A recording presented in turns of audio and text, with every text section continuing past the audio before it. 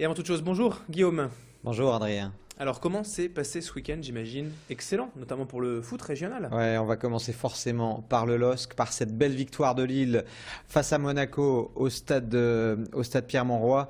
Une victoire 2-0, un doublé de Nolan Roux, pardon, un premier but en première période à la 27e et puis un deuxième but en seconde période.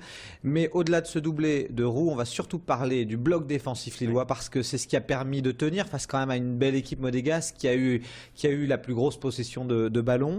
Un bloc défensif qui a tenu et lorsqu'il ne tenait pas, c'est en dernier rempart le gardien Enyema qui a tenu, qui amène son invincibilité à 675 minutes. Donc c'est vraiment une belle performance pour Lille qui peut vraiment s'appuyer sur sa défense et sur son gardien. Et puis Nolan Roux l'a dit en conférence de presse, Monaco c'est très costaud. Malgré tout, le LOSC a bien joué le contre surtout. Et puis c'est au final le LOSC passe de bonnes surprises du championnat à prétendant, à outsider. Aujourd'hui, on sait qu'il faudra compter avec le LOSC pour le podium final.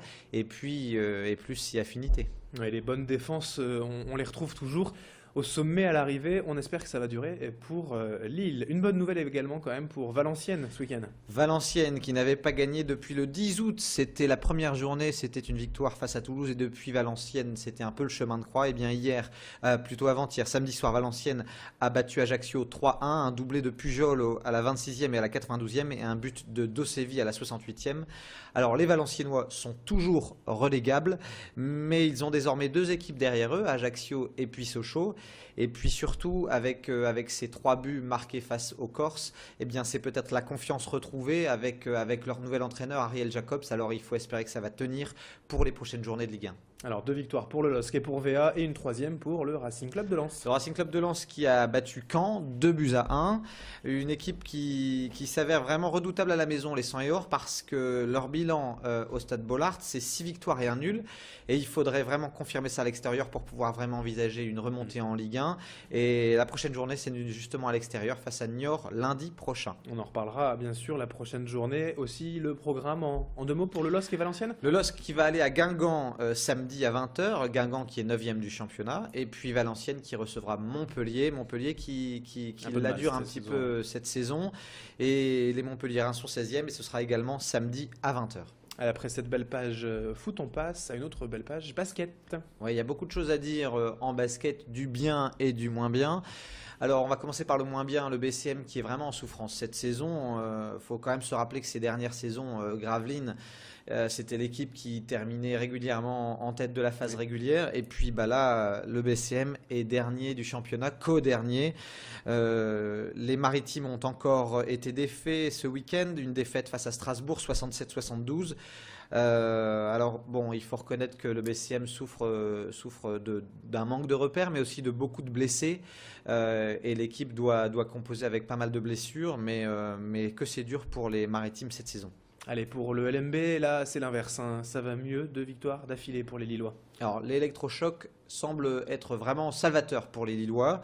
Après l'éviction d'Abdou Ndiaye, on ne parle pas d'éviction, mais en tous les cas, pour l'instant, c'est une mise à pied temporaire. Eh bien, Cédric Binot, qui a pris la relève, s'en sort très très bien. 3 victoires en 4 rencontres. Et puis Gravelines les Lillois qui ont remporté leur match face à Aix-Maurienne 94-83. Donc c'est un véritable renouveau et espérons que ça dure. En tout cas, les Lillois ne sont plus derniers. Ils sont remplacés par un autre club régional, malheureusement. C'est Orchy qui s'écroule un petit peu, qui a été défait face à Nantes 69-70 à la maison. C'est un peu plus dur pour les Orchésiens qui ratent souvent leur rencontre à un cheveu, à des petits détails. Donc il faut espérer que l'équipe d'Orchy va pouvoir rectifier ces petites choses qui vont pas et qui les empêchent de gagner bien souvent. Alors dans le Nord, c'est compliqué au niveau basket. En revanche, sur la côte d'Opale, là, tout roule. Oui, ça se passe très très bien pour le Portel et pour Boulogne, qui continue de se prôner dans ce championnat de Pro B. Boulogne qui est leader, hein, on savait que c'est une équipe qui est désormais aguerrie à la Pro B, mais de là à ce qu'il soit leader et prétendant peut-être à une montée en Pro A, chapeau. Et puis le Portel qui fait aussi son petit bonhomme de chemin et qui joue très très bien au ballon. Vraiment, c'est 2 belles équipes sur le littoral.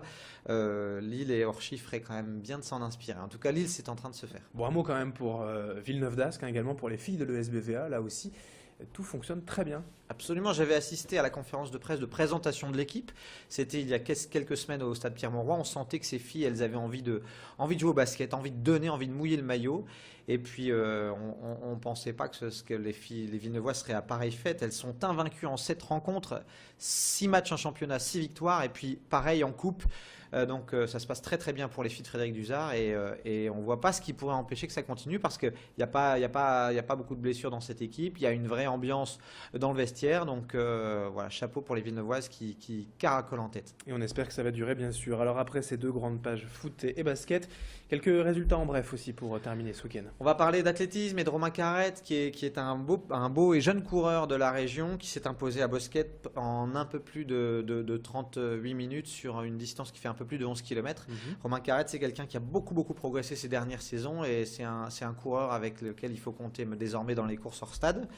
Un mot de cyclocross également pour parler du doublé de Jérémy Benoît qui s'est imposé et à Denain et à Liévin durant le week-end. Et puis en handball féminin, la galère continue pour les joueuses de l'homme qui ont perdu de 3 points face à Mérignac. Elles n'ont pas démérité, mais il manque toujours un petit quelque chose pour qu'elles aillent chercher leur premier succès de la saison. Et un dernier mot de hockey sur gazon pour dire que dans le derby du Lilloc face à Lambersart, les Lilloises se sont imposées 2-0 et prennent du même coup la tête de l'élite du championnat de France de hockey sur gazon féminin. Merci Guillaume, on a été complet sur l'actualité sportive du week-end, tous les résultats avec vous. Merci et bonne journée à lundi prochain. Au revoir Adrien. Merci à toutes et à tous de nous avoir suivis sur Grand Lille TV, 9h52. L'information continue dans un instant.